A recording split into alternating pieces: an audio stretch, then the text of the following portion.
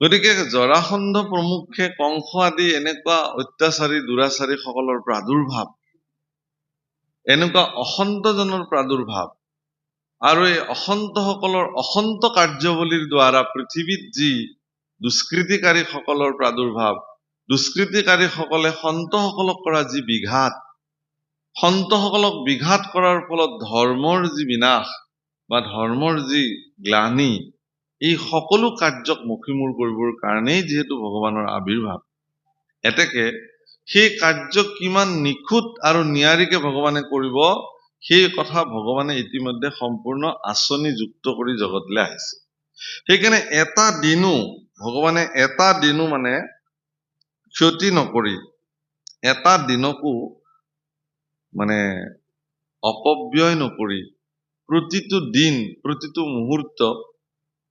ভূমি মাতৃৰ কল্যাণ